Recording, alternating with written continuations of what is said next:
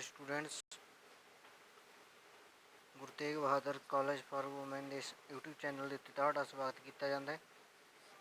ਅੱਜ ਆਪਾਂ ਪੜ੍ਹਨੇ ਆ ਪੰਜਵਾਂ ਚੈਪਟਰ ਪਲੱਸ 2 ਕਲਾਸ ਦੀ ਹਿਸਟਰੀ ਦੇ ਵਿੱਚ ਪੰਜਵਾਂ ਚੈਪਟਰ ਆਪਾਂ ਗੁਰੂ ਅੰਗਦ ਸਾਹਿਬ, ਗੁਰੂ ਅਮਰਦਾਸ ਤੇ ਗੁਰੂ ਰਾਮਦਾਸ ਜੀ ਦੇ ਸਮੇਂ ਸਿੱਖ ਧਰਮ ਦਾ ਵਿਕਾਸ ਕਿਵੇਂ ਹੋਇਆ। ਅੱਜ ਆਪਾਂ ਦੋ ਗੁਰੂਆਂ ਦਾ ਟਾਈਮ ਪੀਰੀਅਡ ਹੈ ਜਿਹੜਾ ਉਹ ਲਰਨ ਕਰਾਂਗੇ, ਗੁਰੂ ਅੰਗਦ ਸਾਹਿਬ ਤੇ ਗੁਰੂ ਅਮਰਦਾਸ ਜੀ ਦੇ ਸਮੇਂ। ਪਿੱਛੇ ਆਪਾਂ ਗੁਰੂ ਨਾਨਕ ਸਾਹਿਬ ਜੀ ਬਾਰੇ ਪੜ੍ਹਿਆ ਸੀ।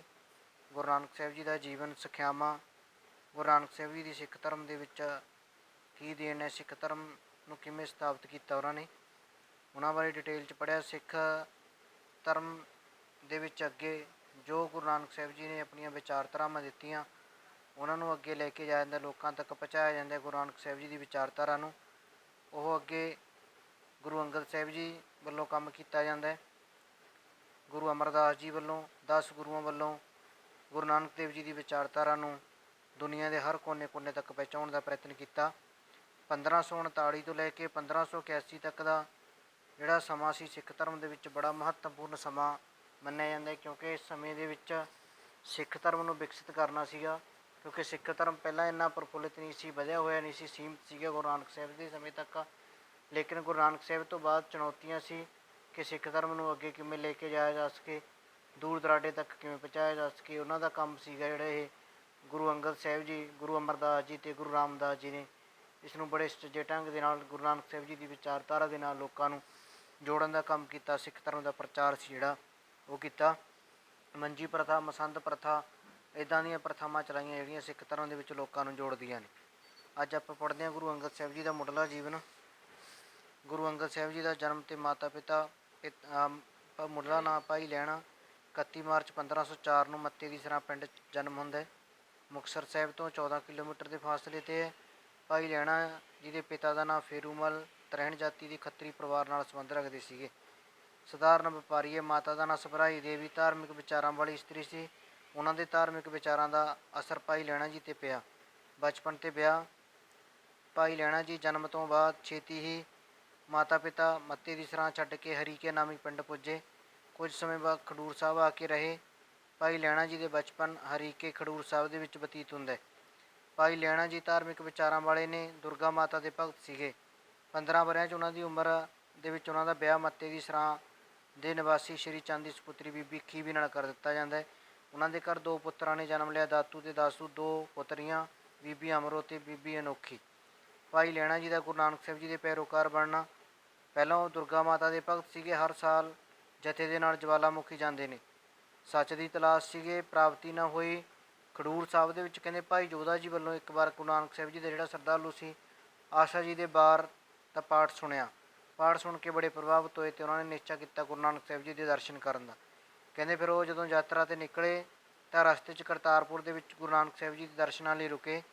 ਉਹਨਾਂ ਦੀ ਸ਼ਖਸੀਅਤ ਤੋਂ, ਮਿੱਠੀ ਬਾਣੀ ਤੋਂ ਪ੍ਰਭਾਵਿਤ ਹੋ ਕੇ ਉਹਨਾਂ ਦੇ ਸ਼ਿਸ਼ ਬਣ ਗਏ, ਚੇਲੇ ਬਣ ਗਏ ਅਤੇ ਜਿਸ ਦੀ ਭਾਲ ਸੀ ਉਹ ਉਹਨਾਂ ਨੂੰ ਮਿਲਿਆ। ਗੁਰਤਾ ਗੱਦੀ ਦੀ ਪ੍ਰਾਪਤੀ। ਭਾਈ ਲਹਿਣਾ ਜੀ ਨੇ ਬੜੀ ਸ਼ਰਧਾਪੂਰਨ ਢੰਗ ਦੇ ਨਾਲ ਗੁਰੂ ਨਾਨਕ ਸਾਹਿਬ ਜੀ ਦੀ ਸੇਵਾ ਕੀਤੀ ਅਤੇ ਪ੍ਰੀਖਿਆਵਾਂ ਦੇ ਵਿੱਚੋਂ ਪਾਸ ਹੋਏ। ਸੱਚੀ ਭਗਤੀ, ਅਥਾਹ ਪ੍ਰੇਮ ਨੂੰ ਵੇਖਦੇ ਹੋਏ ਗੁਰੂ ਨਾਨਕ ਸਾਹਿਬ ਜੀ ਨੇ ਉਹਨਾਂ ਨੂੰ ਆਪਣਾ ਅੰਗ, ਆਪਣਾ ਉੱਤਰਾਧਿਕਾਰੀ ਬਣਾਇਆ ਅਤੇ ਆਪਣੇ ਅੰਗ ਨਾਲ ਲਾ ਕੇ ਭਾਈ ਲਹਿਣਾ ਤੋਂ ਅੰਗਦ ਬਣਾਇਆ। ਇਸ ਤਰ੍ਹਾਂ ਨਾਲ 1539 ਦੇ ਵਿੱਚ 7 ਸਤੰਬਰ 1539 ਨੂੰ ਇਹ ਘਟਨਾ ਵਾਪਰੀ ਜਦੋਂ ਗੁਰੂ ਨਾਨਕ ਸਾਹਿਬ ਜੀ ਭਾਈ ਲਹਿਣਾ ਨੂੰ ਗੁਰੂ ਅੰਗਦ ਦੇਵ ਜੀ ਦਾ ਦਰਜਾ ਦੇ ਕੇ ਅਗਲਾ ਗੁਰੂ ਹੈ ਜਿਹੜਾ ਉਹ ਥਾਪ ਦਿੰਦੇ ਨੇ। ਅਗਲੀ ਜ਼ਿੰਮੇਵਾਰੀ ਉਹਨਾਂ ਦੇ ਸਿਰ 'ਤੇ ਪੈਂਦੀ ਹੈ। ਗੁਰੂ ਅੰਗਦ ਦੇਵ ਜੀ ਦੇ ਸਮੇਂ 'ਚ ਸਿੱਖ ਧਰਮ ਦਾ ਵਿਕਾਸ ਕਿਵੇਂ ਹੋਇਆ। 1539 ਤੋਂ ਲੈ ਕੇ 1552 ਤੱਕ ਗੁਰੂ ਅੰਗਦ ਸਾਹਿਬ ਜੀ ਗੁਰਤਾ ਗੱਦੀ 'ਤੇ ਵਿਰਾਜਮਾਨ ਰਹਿੰਦੇ। ਉਹਨਾਂ ਦੇ ਸਾਹਮਣੇ ਬਹੁਤ ਸਾਰੀਆਂ ਦਿੱਕਤਾਂ ਸੀ। ਪੈਰੋਕਾਰਾਂ ਦੀ ਗਿਣਤੀ ਬਹੁਤ ਘੱਟ ਸੀ ਉਸ ਸਮੇਂ। ਹਿੰਦੂਆਂ ਦਾ ਰੀਤੀ ਰਿਵਾਜ ਉੱਦਾਂ ਹੀ ਚੱਲ ਰਿਹਾ ਸੀਗਾ, ਉਸ ਨੂੰ ਵੀ ਠੱਲ ਪਾਉਣੀ ਸੀ। ਸਿੱਖ ਧਰਮ ਹਿੰਦੂ ਧਰਮ ਦੇ ਵਿੱਚ ਲੀਨ ਹੋਣ ਦਾ ਖਤਰਾ ਪੈਦਾ ਬਣ ਗਿਆ ਸੀ। ਇਸ ਤਰ੍ਹਾਂ ਬਹੁਤ ਸਾਰੇ ਪ੍ਰਯਤਨ ਗੁਰੂ ਨਾਨਕ ਸਾਹਿਬ ਜੀ ਦੇ ਸਮੇਂ ਜੋ ਚੱਲ ਰਹੇ ਸੀ ਉਹਨਾਂ ਨੂੰ ਅੱਗੇ ਤੋਰਨ ਦੇ ਵਿੱਚ ਗੁਰੂ ਅੰਗਦ ਸਾਹਿਬ ਜੀ ਆਪਣਾ ਯੋਗਦਾਨ ਪਾਉਂਦੇ ਨੇ। ਗੁਰਮੁਖੀ ਨੂੰ ਹਰਮਨ ਪਿਆਰੀ ਲਿਪੀ ਬਣਾਉਣਾ।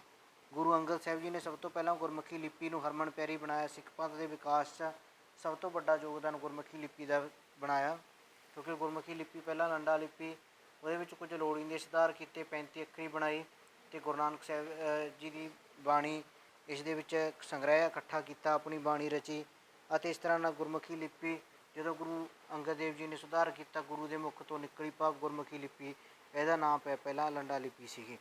ਬਾਣੀ ਦਾ ਸੰਗ੍ਰਹਿ, ਗੁਰੂ ਅੰਗਦ ਸਾਹਿਬ ਜੀ ਦਾ ਦੂਜਾ ਸਭ ਤੋਂ ਮਹੱਤਵਪੂਰਨ ਕਾਰਜ ਸੀ। ਗੁਰੂ ਨਾਨਕ ਸਾਹਿਬ ਜੀ ਨੇ ਜਿਹੜੀ ਬਾਣੀ ਰਚੀ, ਉਸ ਬਾਣੀ ਦਾ ਸੰਗ੍ਰਹਿ ਸੀ ਜਿਹੜਾ ਇਕੱਠਾ ਕਰਨਾ ਸ਼ੁਰੂ ਕਰ ਦਿੱਤਾ। ਗੁਰੂ ਨਾਨਕ ਸਾਹਿਬ ਜੀ ਦੇ ਸ਼ਰਧਾਲੂ ਭਾਈ ਬਾਲੇ ਜੀ ਨੂੰ ਬੁਲਾ ਕੇ ਗੁਰੂ ਨਾਨਕ ਸਾਹਿਬ ਜੀ ਦੇ ਜੀਵਨ ਅਤੇ ਜਨਮ ਸਾਖੀ ਲਿਖਵਾਈ।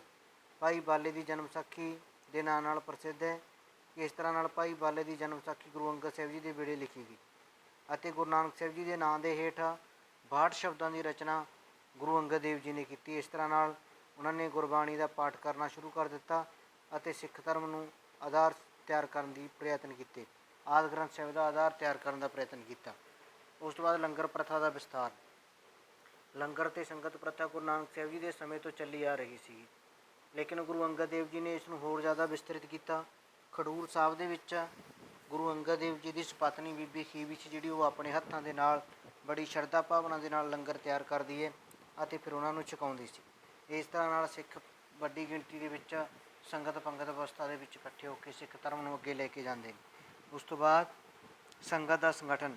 ਗੁਰੂ ਅੰਗਦ ਸਾਹਿਬ ਜੀ, ਗੁਰੂ ਨਾਨਕ ਦੇਵ ਜੀ ਦੁਆਰਾ ਸਥਾਪਿਤ ਕੀਤੇ ਗਏ ਸੰਗਤ ਸੰਸਥਾ ਵੱਲ ਨੂੰ ਵੀ ਸੰਗਠਿਤ ਕਰਨਾ ਸ਼ੁਰੂ ਕਰ ਦਿੱਤਾ ਉਹਨਾਂ ਨੇ, ਜਿਹਦੇ ਕਾਰਨ ਕਹਿੰਦੇ ਉਹ ਲੋਕਾਂ ਨੂੰ ਰੀਤੀ ਰਿਵਾਜਾਂ, ਇਸਤਰੀ ਪੁਰਸ਼ ਦੇ ਬਰਾਬਰਤਾ ਲਿਆਉਣ ਦੇ ਉਪਰਾਲੇ ਕੀਤੇ ਨੇ। ਸੰਗਤ ਲਾਉਂਦੇ ਨੇ, ਮਨੋਕਾਮਨਾ ਪੂਰਨ ਹੁੰਦੀਆਂ ਸੀਗੀਆਂ, ਗਿਆਨ ਦਾ ਪ੍ਰਕਾਸ਼ ਹੁੰਦਾ ਹੈ। ਇਸ ਤਰ੍ਹਾਂ ਨਾਲ ਗੁਰੂ ਨਾਨਕ ਸਾਹਿਬ ਸਿੱਖ ਦੇ ਸਮੇਂ ਚੱਲੀ ਸੰਗਤ ਪ੍ਰਥਾ ਨੂੰ ਵਿਸਤ੍ਰਿਤ ਕੀਤਾ। ਉਦਾਸੀ ਮਤ ਦਾ ਖੰਡਨ। ਗੁਰੂ ਅੰਗਦ ਦੇਵ ਜੀ ਦੇ ਸਿੱਖ ਮਤ ਦੇ ਵਿਕਾਸ ਵਿੱਚ ਸ਼ਲਾਘਾਯੋਗ ਕੰਮ ਸੀ ਜਿਹੜਾ ਉਹ ਸੀ ਉਦਾਸੀ ਮਤ ਦਾ ਖੰਡਨ, ਕਿਉਂਕਿ ਉਦਾਸੀ ਸੰਪਰਦਾ ਜਦੋਂ ਗੁਰੂ ਨਾਨਕ ਦੇਵ ਜੀ ਨੇ ਆਪਣੇ ਪੁੱਤਰਾਂ ਨੂੰ ਛੱਡ ਕੇ ਗੁਰੂ ਅੰਗਦ ਸਾਹਿਬ ਜੀ ਨੂੰ ਆਪਣਾ ਉੱਤਰਾਧਿਕਾਰੀ ਥਾਪਿਆ ਤਾਂ ਉਹਨਾਂ ਦੇ ਪੁੱਤਰ ਬਾਬਾ ਸ਼੍ਰੀ ਚੰਦ ਜੀ ਇਸ ਚੀਜ਼ ਨੂੰ ਸਹਾਰ ਨਾ ਸਕੇ। ਉਹਨਾਂ ਨੇ ਇੱਕ ਅਲੱਗ ਸੰਪਰਦਾ ਬਣਾਈ ਜਿਸ ਨੂੰ ਉਦਾਸੀ ਸੰਪਰਦਾ ਕਿਹਾ ਜਾਂਦਾ। ਤਾਂ ਉਦਾਸੀ ਸੰਪਰਦਾ ਗੁਰੂ ਅੰਗਦ ਦੇਵ ਜੀ ਦਾ ਵਿਰੋਧ ਕਰਦੇ ਨੇ, ਲੇਕਿਨ ਗੁਰੂ ਅੰਗਦ ਦੇਵ ਜੀ ਨੇ ਉਹਨਾਂ ਦਾ ਖੰਡਨ ਕੀਤਾ ਕਿਉਂਕਿ ਉਹ ਗੁਰੂ ਨਾਨਕ ਦੇਵ ਜੀ ਦੀ ਵਿਚਾਰਧਾਰਾ ਦੇ ਉਲਟ ਸੀਗੀ। ਗੁਰੂ ਉਦਾਸੀ ਦਾ ਭਾਵ ਸੀ ਘਰ-ਬਾਰ ਤਿਆਗ ਦੇਣਾ, ਬਾਹਰ ਜੰਗਲਾਂ 'ਚ ਰਹਿਣਾ, ਲੇਕਿਨ ਗੁਰੂ ਨਾਨਕ ਸਾਹਿਬ ਜੀ ਇੱਦਾਂ ਦੀ ਵਿਚਾਰਧਾਰਾ ਦੇ ਪੱਖ 'ਚ ਨਹੀਂ ਸੀਗੇ। ਉਹ ਕਹਿੰਦੇ ਗ੍ਰਹਿਸਥੀ 'ਚ ਰਹਿ ਕੇ, ਘਰ-ਬਾਰ ਰਹਿ ਕੇ ਵੀ ਤੁਸੀਂ ਆਪਣਾ ਜੀਵਨ ਚਲਾ ਸਕਦੇ ਹੋ ਅਤੇ ਪਰਮਾਤਮਾ ਦੀ ਪ੍ਰਾਪਤੀ ਕਰ ਸਕਦੇ ਹੋ। ਸਿੱਖ ਮੱਤ ਦੇ ਵਿੱਚ ਅਨੁਸ਼ਾਸਨ।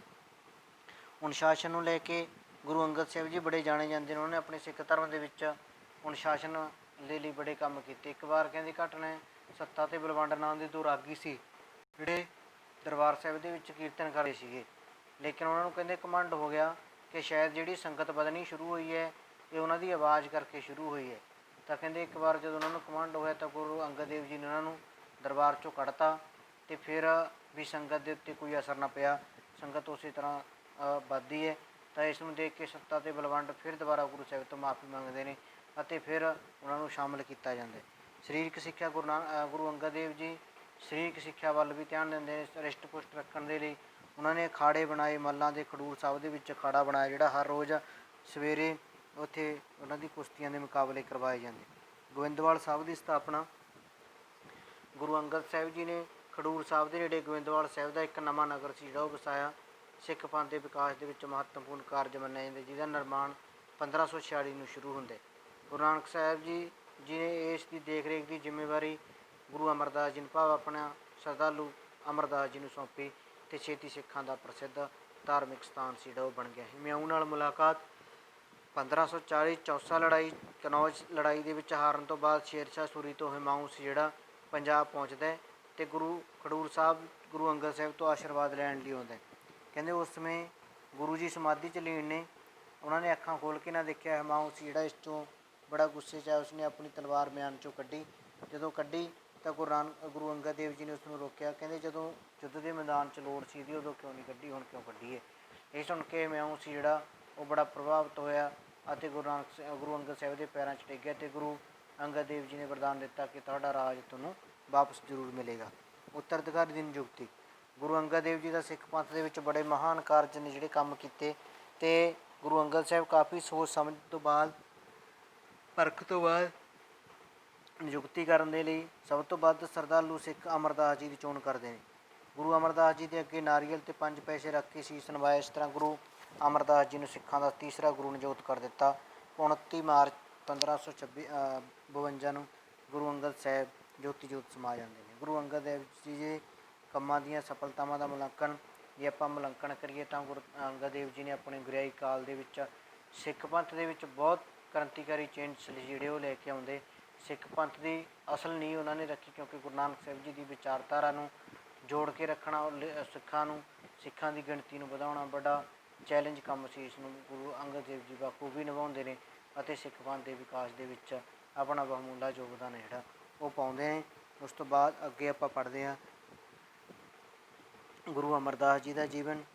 ਜਨਮ ਅਤੇ ਮਾਤਾ ਪਿਤਾ 5 ਮਈ 1479 ਨੂੰ ਅੰਮ੍ਰਿਤਸਰ ਬਾਸਰਕਾ ਪਿੰਡ 'ਚ ਜਨਮ ਹੁੰਦਾ ਹੈ। ਪਿਤਾ ਦਾ ਨਾਂ ਤੇਜਪਾਲ ਪੱਲਾ ਜਾਤੀ ਨਾਲ ਸੰਬੰਧ ਰੱਖਦੇ ਸੀਗੇ, ਵਪਾਰ ਅਤੇ ਖੇਤੀ ਦਾ ਕੰਮ ਕਰਦੇ ਸੀਗੇ। ਗੁਰੂ ਅਮਰਦਾਸ ਜੀ ਦੀ ਮਾਤਾ ਬਾਰੇ ਇਤਿਹਾਸਕਾਰਾਂ 'ਚ ਅਲੱਗ-ਅਲੱਗ ਮੱਤ ਹੈ। ਕਹਿੰਦੇ ਕੋਈ ਲਕਸ਼ਮੀ ਦਾ ਨਾਂ ਦਿੰਦਾ ਹੈ, ਕੋਈ ਰੂਪ ਕੌਰ, ਕੋਈ ਬਖਤ ਕੌਰ, ਕੋਈ ਸੁਲੱਖਣੀ। ਬਚਪਨ ਅਤੇ ਵਿਆਹ। ਅਮਰਦਾਸ ਜੀ ਬਚਪਨ ਦੀ ਬਾਰੇ ਸਿਵਾਏ ਧਾਰਮਿਕ ਵਿਚਾਰਾਂ ਦੀ ਸਾਨੂੰ ਕੋਈ ਜਾਣਕਾਰੀ ਨਹੀਂ ਮਿਲੀ। ਅਮਰਦਾਸ ਜੀ ਦੇ ਵੱਡੇ ਹੋਣ 'ਤੇ ਆਪਣੇ ਪਿਤਾ ਦਾ ਕੰਮ ਸੰਭਾਲ ਲਿਆ ਅਤੇ ਮਾਤਾ ਪਿਤਾ ਵਿਸ਼ਨੂੰ ਭਗਤ ਦੇ ਪੁਜਾਰੀ ਸੀ। ਆਪ ਵੀ ਵੈਸ਼ਨਵਾਂ ਦੇ ਨਿਆਈ ਬਣੇ। ਹਰ ਸਾਲ ਗੰਗਾ ਇਸ਼ਨਾਨ ਲਈ ਹਰਿਦੁਆਰ ਜਾਇਆ ਕਰਦੇ। 24 ਸਾਲ ਦੀ ਉਮਰ ਵਿੱਚ ਆਪ ਜੀ ਦਾ ਵਿਆਹ ਦੇਵੀ ਚੰਦ ਦੀ ਸਪੁੱਤਰੀ ਮਨਸਾ ਦੇਵੀ ਨਾਲ ਕਰ ਦਿੱਤਾ ਜਾਂਦਾ ਹੈ। ਉਹਨਾਂ ਦੇ ਘਰ 2 ਪੁੱਤਰ ਬਾਬਾ ਮੋਹਨ ਅਤੇ ਬਾਬਾ ਮੋਹਰੀ, ਬੀਬੀ ਦਾਨੀ ਅਤੇ ਬੀਬੀ ਭਾਨੀ, 2 ਧੀਆਂ ਨੇ ਜਿਹੜੀਆਂ ਉਹ ਜਨਮ ਲੈਂਦੀਆਂ। ਗੁਰੂ ਅੰਗਦ ਸਾਹਿਬ ਜੀ ਦਾ ਸਿੱਖ ਬਣਨਾ। ਗੁਰੂ ਅਮਰਦਾਸ ਜੀ ਹਰ ਵਰ੍ਹੇ ਹਰਿਦੁਆਰ ਗੰਗਾ ਲਈ ਇਸ਼ਨਾਨ 'ਤੇ ਜਾਇਆ ਕਰਦੇ। ਹਰਿਦੁਆਰ ਦੀ ਯਾਤਰਾ ਤੋਂ ਵਾਪਸ ਆਉਂਦੇ ਕਹਿੰਦੇ ਉਹ ਇੱਕ ਰਸਤੇ ਸਾਧੂ ਨੂੰ ਮਿਲੇ। ਦੋਵਾਂ ਨੇ ਭੋਜਨ ਇਕੱਠਾ ਕੀਤਾ। ਭੋਜਨ ਤੋਂ ਬਾਅਦ ਜਦੋਂ ਗੁਰੂ ਅਮਰਦਾਸ ਤੋਂ ਪੁੱਛਿਆ ਕਿ ਤੁਹਾਡਾ ਗੁਰੂ ਕੌਣ ਹੈ, ਤਾਂ ਉਹਨਾਂ ਨੇ ਕਿਹਾ ਕੋਈ ਨਹੀਂ। ਤਾਂ ਕਹਿੰਦੇ ਜਿਹੜਾ ਸਾਧੂ ਸੀ ਉਹ ਬੜਾ ਹੀ ਹਾਣ ਹੋਇਆ, ਆਪਣੇ ਆਪ ਨੂੰ ਪਾਪੀ ਸਮਝਦਾ, ਭ੍ਰਿਸ਼ਟ ਸਮਝਦਾ ਕਿ ਇੱਕ ਨਿਰਗੁਣੇ ਵਿਅਕਤੀ ਨਾਲ ਉਸਨੇ ਭੋਜਨ ਛਕਿਆ। ਉਸ ਤੋਂ ਬਾਅਦ ਉਹਨਾਂ ਨੇ ਗੁਰੂ ਧਾਰਨ ਦਾ ਨਿਸ਼ਚਾ ਕੀਤਾ। ਖੁਸ਼ਕਿਸਮਤੀ ਦੇ ਨਾਲ ਬੀਬੀ ਅਮਰੋ ਸੀ ਜਿਹੜੀ, ਉਸਦੇ ਮੂੰਹੋਂ ਕਹਿੰਦੇ ਗੁਰੂ ਨਾਨਕ ਦੇਵ ਜੀ ਦੀ ਬਾਣੀ ਸੁਣ ਕੇ ਪ੍ਰਭਾਵਿਤ ਹੋਏ। ਪੁੱਛਣ 'ਤੇ ਗੁਰੂ ਨਾਨਕ ਸਾਹਿਬ ਜੀ ਦੀ ਬਾਣੀ ਦੇ ਗੁਰੂ ਅੰਗਦ ਦੇਵ ਜੀ ਦੇ ਮਤਲਬ ਸਿੱਖ ਨੇ ਜਿਹੜੇ ਉਹ ਬਣ ਜਾਂਦੇ ਨੇ ਅਤੇ 62 ਵਰ੍ਹਿਆਂ ਦੀ ਉਮਰ ਦੇ ਵਿੱਚ ਉਹਨਾਂ ਦੀ ਸੇਵਾ ਭਾਵਨਾ 'ਚ ਲੱਗ ਜਾਂਦੇ ਨੇ। ਗੁਰਿਆਈ ਦੀ ਪ੍ਰਾਪਤੀ। ਗੁਰੂ ਅੰਗਦ ਦੇਵ ਜੀ ਦੀ ਸਿੱਖ ਬਣਨ ਤੋਂ ਬਾਅਦ ਖਡੂਰ ਸਾਹਿਬ ਦੇ ਵਿੱਚ ਬੜਾ ਲੰਬਾ ਸਮਾਂ ਗੁਰੂ ਅਮਰਦਾਸ ਜੀ ਗੁਰੂ ਅੰਗਦ ਦੇਵ ਜੀ ਦੀ ਸੇਵਾ ਭਾਵਨਾ ਕਰਦੇ ਨੇ। ਗੋਇੰਦਵਾਲ ਸਾਹਿਬ ਤੋਂ ਪਾਣੀ ਲੈ ਕੇ ਆਉਂਦੇ, ਹੋਰ ਬਹੁਤ ਸੇਵਾ ਭਾਵਨਾ ਸ਼ਰਧਾ ਨਾਲ ਸੇਵਾ ਭਾਵਨਾ ਕਰਦੇ ਰਹੇ। 73 ਵਰ੍ਹਿਆਂ ਦੀ ਉਮਰ ਦੇ ਵਿੱਚ 1552 16 ਮਾਰਚ ਨੂੰ ਉਹਨਾਂ ਨੂੰ ਗੁਰੂ ਅੰਗਦ ਦੇਵ ਜੀ ਸਿੱਖ ਰਹਿਤ ਮਰਿਆਦਾ ਦੇ ਅਨੁਸਾਰ ਸਿੱਖਾਂ ਦਾ ਅਗਲਾ ਗੁਰੂ ਹੈ ਜਿਹੜਾ ਉਹ ਉਹਨਾਂ ਨੂੰ ਬਣਾਇਆ ਜਾਂਦਾ ਹੈ। ਗੁਰੂ ਅੰਗਦ ਸਾਹਿਬ ਜੀ ਦੀਆਂ ਮੁੱਢਲੀਆਂ ਔਕੜਾਂ ਕਿਹੜੀਆਂ? ਦਾਸੂ ਅਤੇ ਦਾਤੂ ਦਾ ਵਿਰੋਧ। ਦਾਤੂ ਅਤੇ ਦਾਸੂ ਸੀ ਜਿਹੜੇ ਗੁਰੂ ਅੰਗਦ ਦੇਵ ਜੀ ਦੇ ਸਪੁੱਤਰ ਨੇ। ਉਹ ਗੁਰੂ ਦੇ ਪੁੱਤਰ ਹੋਣ ਦੇ ਨਾਂ 'ਤੇ ਆਪਣੇ ਆਪ ਨੂੰ ਅਸਲ ਹੱਕਦਾਰ ਸੀ ਜਿਹੜਾ ਗੁਰਤਾ ਗੱਦੀ ਦਾ ਉਹ ਸਮਝਦੇ ਸੀਗੇ। ਜਦੋਂ ਗੁਰੂ ਅੰਗਦ ਦੇਵ ਜੀ ਗੁਰੂ ਅਮਰਦਾਸ ਜੀ ਨੂੰ ਆਪਣਾ ਉੱਤਰਾਧਿਕਾਰੀ ਸਮਝਦੇ, ਉਹਨਾਂ ਨੇ ਕਹਿੰਦੇ ਗੁਰੂ ਜੀ ਦਾ ਵਿਰੋਧ ਕਰਨਾ ਸ਼ੁਰੂ ਕਰ ਦਿੱਤਾ, ਸਿੱਖਾਂ ਨੂੰ ਆਪਣੇ ਵੱਲ ਮੋੜਨਾ ਸ਼ੁਰੂ ਕਰ ਦਿੱਤਾ ਅਤੇ ਗੁਰੂ ਜੀ ਗੋਇੰਦਵਾਲ ਸਾਹਿਬ ਛੱਡ ਕੇ ਬਾਸਰਕੇ ਚਲੇ ਗਏ। ਦਾਤੂ ਸਿੱਖ ਸੰਗਤਾਂ ਨੂੰ ਆਪਣਾ ਗੁਰੂ ਮੰਨਣ ਤੋਂ ਇਨਕਾਰ ਕਰ ਦਿੰਦੇ ਨੇ। ਇਸ ਤਰ੍ਹਾਂ ਨਿਰਾਸ਼ਾ ਹੋ ਕੇ ਫਿਰ ਖਡੂਰ ਸਾਹਿਬ ਵਾਪਸ ਚਲੇ ਗਏ। ਬਾਬਾ ਬੁੱਢਾ ਜੀ ਹੋਰ ਸੰਗਤਾਂ ਦੇ ਕਹਿਣ 'ਤੇ ਕਹਿੰਦੇ ਮੁੜ ਗੋਇੰਦਵਾਲ ਸਾਹਿਬ 'ਚ ਆਏ। ਬਾਬਾ ਸ਼੍ਰੀ ਚੰਦ ਦਾ ਵਿਰੋਧ। ਬਾਬਾ ਸ਼੍ਰੀ ਚੰਦ ਜੀ ਜਦੋਂ ਪਹਿਲਾਂ ਗੁਰੂ ਅੰਗਦ ਦੇਵ ਜੀ ਦਾ ਵਿਰੋਧ ਕੀਤਾ, ਜਦੋਂ ਗੁਰੂ ਅੰਗਦ ਦੇਵ ਜੀ ਜੋਤੀ ਜੋਤ ਸਮਾਏ, ਉਹਨਾਂ ਨੂੰ ਲੱਗਿਆ ਸ਼ਾਇਦ ਹੁਣ ਉਹਨਾਂ ਕੋਲ ਮੌਕਾ ਹੈ ਦੁਬਾਰਾ ਗੁਰਗੱਦੀ ਲੈਣ ਦਾ, ਲੇਕਿਨ ਉਹਨਾਂ ਵੱਲੋਂ ਫਿਰ ਪ੍ਰਯਤਨ ਕੀਤੇ। ਉਹਨਾਂ ਨੇ ਵੀ ਵਿਰੋਧ ਕੀਤਾ ਅਤੇ ਗੁਰੂ ਅਮਰਦਾਸ ਜੀ ਨੂੰ ਸਿੱਖ ਮੱਤ ਤੋਂ ਸਦਾ ਦੇ ਲਈ ਨਿਖੇੜ ਕਰਨ ਦਾ ਪ੍ਰਯਤਨ ਕੀਤਾ। ਗੋਇੰਦਵਾਲ ਸਾਹਿਬ ਦੇ ਮੁਸਲਮਾਨਾਂ ਦਾ ਵਿਰੋਧ। ਗੋਇੰਦਵਾਲ ਸਾਹਿਬ ਦੇ ਵਿੱਚ ਜਦੋਂ ਗੁਰੂ ਅਮਰਦਾਸ ਜੀ ਦੀ ਵੱਧਦੇ ਪ੍ਰਭਾਵ ਨੂੰ ਦੇਖ ਕੇ ਸਿੱਖਾਂ ਦੀ ਗਿਣਤੀ ਵਧਣ ਲੱਗ ਪਈ, ਸਿੱਖ ਸ਼ਰਧਾਲੂ ਆਉਣੇ ਸ਼ੁਰੂ ਹੋਏ, ਤਾਂ ਉੱਥੋਂ ਦੇ ਮੁਸਲਮਾਨ ਸੀ ਜਿਹੜੇ ਉਹ ਸਮਝਣ ਲੱਗ ਪਏ ਕਿ ਸ਼ਾਇਦ ਕਹਿੰਦੇ ਗੁਰੂ ਅਮਰਦਾਸ ਜੀ ਨੇ ਜਿਹੜੇ ਉਹ ਮੁਸਲਮਾਨ ਧਰਮ ਦੇ ਲਈ ਖਤਰਾ ਬਣੇ ਹੋਏ ਨੇ, ਕਿਉਂਕਿ ਮੁਸਲਮਾਨਾਂ ਦੇ ਨਾਲ ਉਹਨਾਂ ਦਾ ਕਿਸੇ ਗੱਲ ਤੋਂ ਝਗੜਾ ਹੋ ਜਾਂਦਾ ਹੈ, ਦੋਹਾਂ ਵਿਚਾਲੇ ਝੜਪ ਹੁੰਦੀ ਹੈ। ਬਹੁਤ ਸਾਰੇ ਮੁਸਲਮਾਨ ਕਹਿੰਦੇ ਮਾਰੇ ਗਏ, ਕੁਝ ਇਤਿਹਾਸਕਾਰ ਲਿਖਦੇ ਨੇ, ਲੇਕਿਨ ਅਸਲ ਦੇ ਵਿੱਚ ਉਹਨਾਂ ਨੂੰ ਸਿੱਖ ਧਰਮ ਨੂੰ ਮੁਸਲਮਾਨ ਧਰਮ ਦੇ ਲਈ ਖਤਰਾ ਸਮਝਦੇ ਸੀ, ਉਹ ਵਿਰੋਧੀ ਹੋ ਗਏ। ਉਸ ਤੋਂ ਬਾਅਦ ਹਿੰਦੂਆਂ ਦਾ ਵਿਰੋਧ। ਇੱਥੋਂ ਤੱਕ ਕਿ ਗੋਇੰਦਵਾਲ ਸਾਹਿਬ ਦੇ ਵਿੱਚ ਉੱਚੀਆਂ ਜਾਤਾਂ ਦੇ ਬ੍ਰਾਹਮਣ ਅਤੇ ਹਿੰਦੂ ਵੀ ਉਹਨਾਂ ਦਾ ਵਿਰੋਧ ਕਰਨ ਲੱਗ ਪਏ, ਕਿਉਂਕਿ ਸਮਾਜਿਕ ਸੁਧਾਰਾਂ ਤੋਂ ਪ੍ਰਭਾਵਿਤ ਹੋ ਕੇ ਗੁਰੂ ਅਮਰਦਾਸ ਜੀ ਤੋਂ ਬਹੁਤ ਸਾਰੇ ਊਚ ਨੀਚ ਜਾਤੀ ਦਾ ਵਿਤਕਰੇ ਦਾ ਭੇਦਭਾਵ ਖਤਮ ਹੋਣ ਕਾਰਨ ਬਹੁਤ ਸਾਰੇ ਲੋਕ ਸੀ ਜਿਹੜੇ ਆਪ ਮੁਹਾਰੇ ਸਿੱਖ ਧਰਮ ਦੇ ਵਿੱਚ ਸ਼ਾਮਿਲ ਹੋਣੇ ਸ਼ੁਰੂ ਹੋਏ। ਸਿੱਖਾਂ ਦੇ ਲਈ ਗੋਇੰਦਵਾਲ ਸਾਹਿਬ ਦੇ ਵਿੱਚ ਜਦੋਂ ਬੌੜੀ ਦਾ ਨਿਰਮਾਣ ਕਰਵਾਇਆ, ਬੌੜੀ ਰੂਪ ਦੇ ਵਿੱਚ ਇੱਕ ਅਲੱਗ ਤੀਰਥ ਸਥਾਨ ਮਿਲਿਆ, ਇਸ ਲਈ ਉਹਨੂੰ ਵੀ ਉਹ ਹਿੰਦੂ ਧਰਮ ਦੇ ਖਿਲਾਫ ਸਮਝਦੇ ਸੀ, ਇਸ ਲਈ ਉਹਨਾਂ ਦਾ ਵਿਰੋਧ ਕਰਨਾ ਸ਼ੁਰੂ ਕਰ ਦਿੰਦੇ ਨੇ। ਗੁਰੂ ਅਮਰਦਾਸ ਜੀ ਦਾ ਸਿੱਖ ਧਰਮ ਦੇ ਵਿਕਾਸ 'ਚ ਬਹੁਤ ਯੋਗਦਾਨ। 1552 ਤੋਂ ਲੈ ਕੇ 1574 ਤੱਕ ਗੁਰੂ ਅਮਰਦਾਸ ਜੀ ਗੁਰਤਾ ਗੱਦੀ 'ਤੇ ਵਿਰਾਜਮਾਨ ਰਹਿੰਦੇ ਨੇ। ਉਹਨਾਂ ਨੇ ਵੀ ਸਿੱਖ ਧਰਮ ਨੂੰ ਉੱਚੀਆਂ ਮੰਜ਼ਿਲਾਂ ਵੱਲ ਲਿਜਾਣ ਦੇ ਲਈ ਆਪਣੇ ਵੱਲੋਂ ਬਹੁਮੁੱਲਾ ਯੋਗਦਾਨ ਹੈ ਜਿਹੜਾ ਉਹ ਪਾਇਆ। ਪਹਿਲਾ ਸੀ ਗੋਇੰਦਵਾਲ ਸਾਹਿਬ ਦੇ ਵਿੱਚ ਬਾਉਲੀ ਦਾ ਨਿਰਮਾਣ। ਗੋਇੰਦਵਾਲ ਸਾਹਿਬ ਨਗਰ ਸੀ ਜਿਹੜਾ ਗੁਰੂ ਅੰਗਦ ਦੇਵ ਜੀ ਨੇ ਵਸਾਇਆ, ਉਹਦੀ ਸਥਾਪਨਾ ਕਰਾਈ। ਕਾਰਜਭਾਰ ਦੇਖਭਾਲ ਸੀ ਜਿਹੜੀ ਗੁਰੂ ਅਮਰਦਾਸ ਜੀ ਕਰਦੇ ਨੇ, ਲੇਕਿਨ ਉਹਦੇ ਵਿੱਚ ਇੱਕ ਬਾਉਲੀ ਦਾ ਨਿਰਮਾਣ ਸੀ ਜਿਹੜਾ 1559 ਦੇ ਵਿੱਚ ਜਦੋਂ ਮੁਕੰਮਲ ਹੋਇਆ।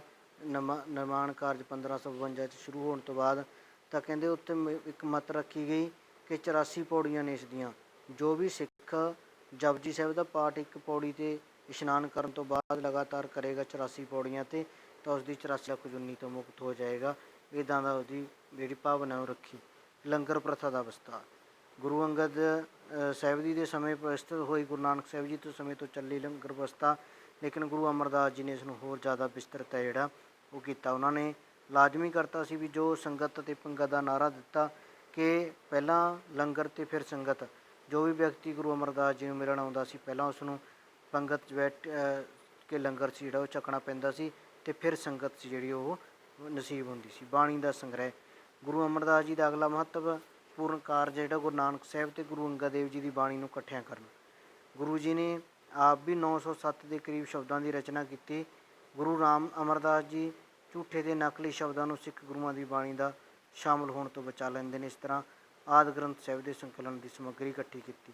ਮੰਜੀ ਪ੍ਰਥਾ ਹੁਣ ਸਿੱਖ ਧਰਮ ਦਾ ਵਿਸਤ੍ਰਿਤ ਵਿਕਾਸ ਹੋਣਾ ਜਦੋਂ ਸ਼ੁਰੂ ਹੋਇਆ ਤਾਂ ਗੁਰੂ ਅਮਰਦਾਸ ਜੀ ਨੇ ਸੋਚਿਆ ਕਿ ਉਹ ਇਕੱਲੇ ਇੰਨੀਆਂ ਥਾਵਾਂ 'ਤੇ ਜਾ ਕੇ ਸਿੱਖਾਂ ਦੀ ਅਗਵਾਈ ਨਹੀਂ ਕਰ ਸਕਦੇ। ਉਹਨਾਂ ਨੇ 22 ਮੰਜੀਆਂ ਨੇ ਜਿਹੜੀਆਂ ਸਥਾਪਿਤ ਕੀਤੀਆਂ। 22 ਮੰਜੀਆਂ ਦੇ ਵਿੱਚ ਕੀ ਸੀ, ਉਹਨਾਂ ਦਾ ਇੱਕ ਮੁਖੀਆ ਹੁੰਦਾ ਸੀ ਜਿਸ ਨੂੰ ਮੰਜੀਦਾਰ ਕਿਹਾ ਜਾਂਦਾ।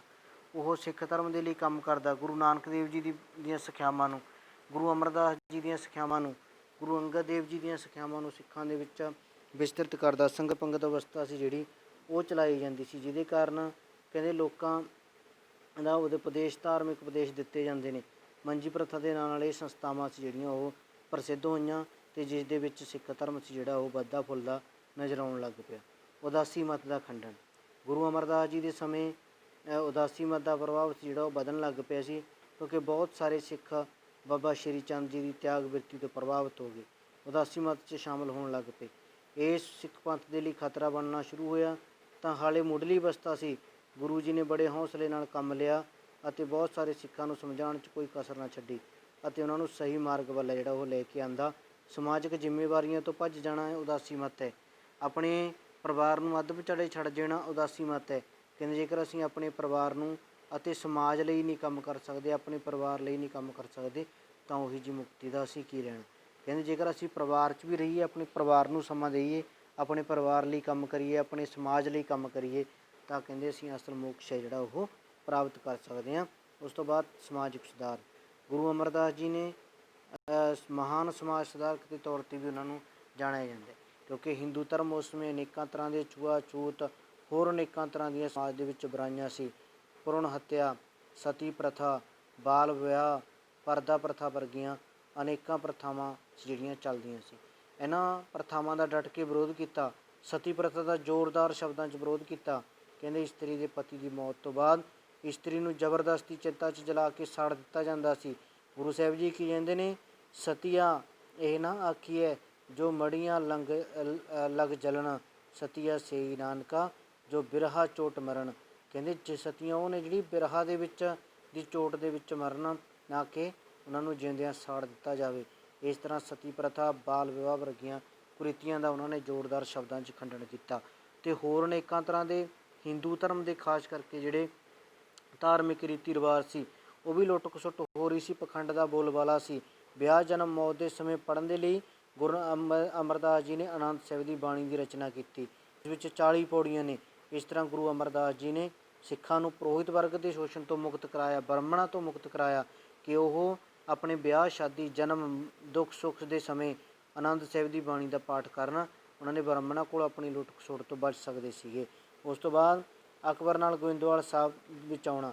ਕਹਿੰਦੇ ਇੱਕ ਵਾਰ ਅਕਬਰ ਬਾਦਸ਼ਾਹ 1567 ਦੇ ਵਿੱਚ ਚਿਤੌੜ ਮੁਹਿੰਮ ਦੇ ਸਮੇਂ ਗੁਰੂ ਅਮਰਦਾਸ ਜੀ ਦੀ ਸਫਲਤਾ ਦੀ ਪ੍ਰਾਪਤੀ ਲਈ ਅਰਦਾਸ ਕਰਨ ਦੇ ਲਈ ਆਉਂਦਾ ਹੈ। ਮੁਹਿੰਮ ਦੇ ਵਿੱਚ ਅਕਬਰ ਸਫਲ ਰਿਹਾ ਦਰਸ਼ਨ ਕਰਨਾ ਚਾਹੁੰਦਾ ਸੀ। 1568 ਨੂੰ ਦਰਸ਼ਨਾਂ ਲਈ ਗੋਇੰਦਵਾਲ ਪਹੁੰਚਦਾ ਹੈ। ਕਹਿੰਦੇ ਉਸ ਨੂੰ ਵੀ ਸਭ ਤੋਂ ਪਹਿਲਾਂ ਪੰਗਤ ਅਤੇ ਸੰਗਤ ਦੋਵਾਂ ਪ੍ਰਥਾਵਾਂ 'ਚੋਂ ਲੰਘਣਾ ਪਿਆ। ਪਹਿਲਾਂ ਅਕਬਰ ਬਾਦਸ਼ਾਹ ਪੰਗਤ 'ਚ ਬੈਠ ਕੇ ਲੰਗਰ ਛਕਦਾ, ਫਿਰ ਗੁਰੂ ਜੀ ਨਾਲ ਮੁਲਾਕਾਤ ਹੋਈ। ਇੱਦਾਂ ਦਾ ਅਨੁਸ਼ਾਸਨ ਭਾਵ ਸ਼ਰਧਾ ਦੇਖ ਕੇ ਅਕਬਰ ਬਾਦਸ਼ਾਹ ਸੀ ਜਿਹੜਾ ਗੁਰੂ ਅਮਰਦਾਸ ਜੀ ਤੋਂ ਬਹੁਤ ਜ਼ਿਆਦਾ ਪ੍ਰਭਾਵਿਤ ਹੋਇਆ। ਉਸਨੇ ਉਹਨਾਂ ਨੂੰ ਜਗੀਰ ਲੰਗਰ ਲਈ ਦੇਣੀ ਚਾਹੀ, ਲੇਕਿਨ ਹੋਰ ਦਾਨ ਦੀ ਕਹਿੰਦੇ ਕੋਈ ਲੋੜ ਨਹੀਂ ਹੈ। ਅਕਬਰ ਨੇ ਇੱਕ ਜਗੀਰ ਗੁਰੂ ਜੀ ਸਾਹਿਬ ਦੀ ਸਪੁੱਤਰੀ ਬੀਬੀ ਭਾਨੀ ਦੇ ਨਾਂ ਲਗਾ ਦਿੱਤੀ। ਬਾਅਦ ਦੇ ਵਿੱਚ ਇਸ ਜ਼ਮੀਨ 'ਤੇ ਅੰਮ੍ਰਿਤਸਰ ਸ਼ਹਿਰ ਹੈ ਜਿਹੜਾ ਉਹ ਸਥਾਪਿਤ ਹੋਇਆ। ਅਕਬਰ ਦੀ ਇਸ ਯਾਤਰਾ ਨੂੰ ਸਿੱਖ ਧਰਮ ਦੇ ਇਤਿਹਾਸ ਦੇ ਵਿੱਚ ਮਹੱਤਵਪੂਰਨ ਸਥਾਨ ਪ੍ਰਾਪਤ ਹੈ।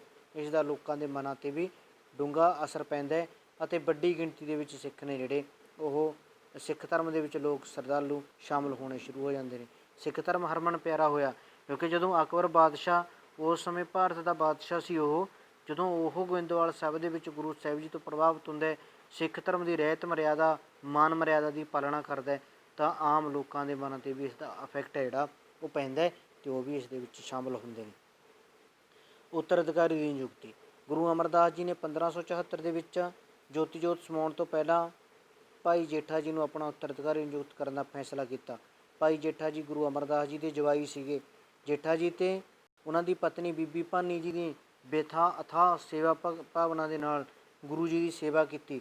ਉਹਨਾਂ ਜੀ ਦੀ ਸੇਵਾ ਤੋਂ ਪ੍ਰਭਾਵਿਤ ਹੋ ਕੇ ਉਹਨਾਂ ਨੂੰ ਆਪਣਾ ਉੱਤਰਾਧਿਕਾਰੀ ਹੈ ਜਿਹੜਾ ਉਹ ਨਿਯੁਕਤ ਕੀਤਾ। ਅਤੇ ਨਾਲ ਹੀ ਬੀਬੀ ਭਾਨੀ ਦੇ ਕਹਿਣ ਦੇ ਉੱਤੇ ਉਹਨਾਂ ਨੇ ਇੱਕ ਵਚਨ ਮੰਗਿਆ, ਤਾਂ ਵਚਨ ਨੂੰ ਪੂਰਾ ਕਰਨ ਦੇ ਲਈ ਉਹਨਾਂ ਨੇ ਵਰਦਾਨ ਦਿੱਤਾ ਕਿ ਆਉਣ ਵਾਲੇ ਸਮੇਂ ਦੇ ਵਿੱਚ ਜਿਹੜੀ ਗੁਰਤਾ ਗੱਦੀ ਹੈ ਉਹ ਜੱਦੀ ਹੋ ਜੂਗੀ। ਤਾਂ ਗੁਰੂ ਰਾਮਦਾਸ ਜੀ ਤੋਂ ਬਾਅਦ ਗੁਰਤਾ ਗੱਦੀ ਸੀ ਜਿਹੜੀ ਉਹ ਜੱਦੀ ਹੋਈ, ਭਾਵ ਪੁੱਤਰ ਸੀ ਜਿਹੜੇ ਉਹੀ ਅੱਗੇ ਗੁਰੂ ਪੁੱਤਰ ਹੀ ਗੁਰਤਾ ਗੱਦੀ ਦੇ ਉੱਤੇ ਬਿਰਾਜਮਾਨ ਹੁੰਦੇ ਸੀਗੇ। 1 ਸਤੰਬਰ 1574 ਨੂੰ ਗੁਰੂ ਅਮਰਦਾਸ ਜੀ ਜੋਤੀ ਜੋਤ ਸਮਾ ਗਏ। ਗੁਰੂ ਅਮਰਦਾਸ ਜੀ ਦੀਆਂ ਸਫਲਤਾਵਾਂ ਦਾ ਮੁਲਾਂਕਣ।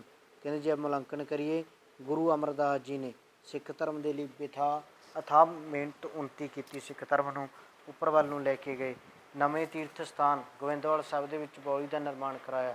84 ਪੌੜੀਆਂ, ਲੋਕਾਂ ਨੂੰ ਜੋੜਿਆ, ਉਦਾਸੀ ਮਤ ਤੋਂ ਸਿੱਖ ਧਰਮ ਨੂੰ ਅਲੱਗ ਕੀਤਾ ਅਤੇ ਉਸ ਤੋਂ ਬਾਅਦ ਹਿੰਦੂਆਂ ਮੁਸਲਮਾਨਾਂ ਦੇ ਪ੍ਰਭਾਵ ਤੋਂ ਸਿੱਖ ਧਰਮ ਨੂੰ ਬਚਾਇਆ। ਅਕਬਰ ਵਰਗੇ ਬਾਦਸ਼ਾਹ ਨੂੰ ਸਿੱਖ ਧਰਮ ਦਾ ਪ੍ਰਭਾਵ ਕਬੂਲਣ ਦੇ ਲਈ ਮਜਬੂਰ ਕੀਤਾ।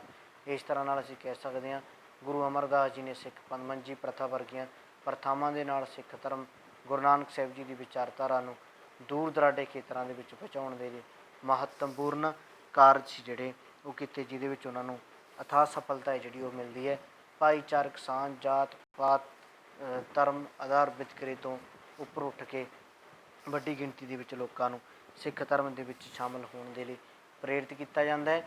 ਵੱਡੀ ਗਿਣਤੀ 'ਚ ਲੋਕ ਨੇ ਜਿਹੜੇ ਗੁਰੂ ਅਮਰਦਾਸ ਜੀ ਦੀ ਵਿਚਾਰਧਾਰਾ ਤੋਂ, ਗੁਰੂ ਨਾਨਕ ਦੇਵ ਜੀ ਦੀ ਵਿਚਾਰਧਾਰਾ ਤੋਂ ਪ੍ਰਭਾਵਿਤ ਹੋ ਕੇ ਸਿੱਖ ਧਰਮ ਦੇ ਵਿੱਚ ਸ਼ਾਮਲ ਹੋਣਾ ਜਿਹੜਾ ਉਹ ਸ਼ੁਰੂ ਕਰ ਦਿੰਦੇ ਨੇ। ਸਿੱਖ ਧਰਮ ਦੇ ਇਤਿਹਾਸ ਦੇ ਵਿੱਚ ਗੁਰੂ ਅਮਰਦਾਸ ਜੀ ਦਾ ਜਿਹੜਾ ਗੁਰੂ ਕਾਲ ਹੈ, ਕਹਿੰਦੇ ਉਹ ਇੱਕ ਮੀਲ ਪੱਥਰ ਸਾਬਤ ਹੁੰਦਾ ਹੈ, ਕਿਉਂਕਿ ਗੁਰੂ ਅਮਰਦਾਸ ਜੀ ਨੇ ਇੱਦਾਂ ਦੇ ਕਾਰਜ ਸੀ ਜਿਹੜੇ ਉਹ ਕੀਤੇ ਜਿਹੜੇ ਸਿੱਖ ਧਰਮ ਨੂੰ ਉੱਨਤੀ ਵੱਲ ਲੈ ਕੇ ਜਾਂਦੇ ਨੇ। ਅਤੇ ਇਹ ਸੀਗਾ ਆਪਣਾ ਗੁਰੂ ਅੰਗਦ ਸਾਹਿਬ ਅਤੇ ਗੁਰੂ ਅਮਰਦਾਸ ਜੀ ਦਾ ਸਿੱਖ ਪੰਥ ਦੇ ਧਰਮ ਵਿਕਾਸ ਦੇ ਲਈ ਜੋ ਉਹਨਾਂ ਨੇ ਯੋਗਦਾਨ ਪਾਇਆ, ਜੋ ਉਹਨਾਂ ਨੇ ਕਾਰਜ ਕੀਤੇ, ਕਿਉਂਕਿ ਗੁਰੂ ਨਾਨਕ ਸਾਹਿਬ ਜੀ ਨੇ ਸਿੱਖ ਧਰਮ ਦੀ ਨੀਂਹ ਰੱਖੀ ਸੀ। ਉਹਨਾਂ ਦੀ ਵਿਚਾਰਧਾਰਾ ਨੂੰ ਅੱਗੇ ਫੈਲਾਉਣਾ, ਉਸ ਨੀਂਹ ਨੂੰ ਮਜ਼ਬੂਤ ਕਰਨਾ ਬੜਾ ਜ਼ਰੂਰੀ ਸੀਗਾ ਅਤੇ ਉਹ ਕੰਮ ਬਾਖੂਬੀ ਗੁਰੂ ਅਮਰਦਾਸ ਜੀ ਅਤੇ ਗੁਰੂ ਅੰਗਦ ਦੇਵ ਜੀ ਕਰਦੇ ਨੇ। ਅਤੇ ਸਿੱਖ ਧਰਮ ਦੇ ਵਿੱਚ ਆਦਿ ਗ੍ਰੰਥ ਸਾਹਿਬ ਦੇ ਸੰਕਲਨ ਨੂੰ ਵੀ ਉਹਨਾਂ ਨੇ ਸੰਪੂਰਨ ਕੀਤਾ। ਗੁਰੂ ਨਾਨਕ ਦੇਵ ਜੀ ਦੀ ਬਾਣੀ ਨੂੰ ਇਕੱਠਿਆਂ ਕੀਤਾ। 976 ਸ਼ਬਦ ਗੁਰੂ ਨਾਨਕ ਦੇਵ ਜੀ ਦੇ ਸੀਗੇ ਅਤੇ ਗੁਰੂ ਅੰਗਦ ਦੇਵ ਜੀ ਨੇ ਆਪਣੇ 62 ਸ਼ਬਦਾਂ ਦੀ ਰਚਨਾ ਉਹਨਾਂ ਨੇ ਕੀਤੀ ਅਤੇ 907 ਸ਼ਬਦ ਨੇ ਜਿਹੜੇ ਉਹ ਗੁਰੂ ਅਮਰਦਾਸ ਜੀ ਨੇ ਸੀ ਜਿਹੜੇ ਉਹ ਰਚੇ। 3 ਗੁਰੂਆਂ ਨੇ ਆ ਬਾਣੀ ਦਾ ਸੰਗ੍ਰਹਿ ਜਿਹੜਾ ਉਹ ਇਕੱਠਾ ਕਰਨ ਦਾ ਕੰਮ ਵੀ ਇਹਨਾਂ ਨੇ ਕੀਤਾ। ਇਹ ਸੀਗਾ ਆਪਣਾ 2 ਗੁਰੂਆਂ ਬਾਰੇ। ਅੱਗੇ ਆਪਾਂ ਗੁਰੂ ਰਾਮਦਾਸ ਜੀ ਅਤੇ ਗੁਰੂ ਅਰਜਨ ਦੇਵ ਜੀ ਬਾਰੇ ਅੱਗੇ ਅਗਲੇ ਲੈਕਚਰ ਦੇ ਵਿੱਚ ਜਿਹੜਾ ਉਹ ਪੜ੍ਹਾਂਗੇ। ਧੰਨਵਾਦ।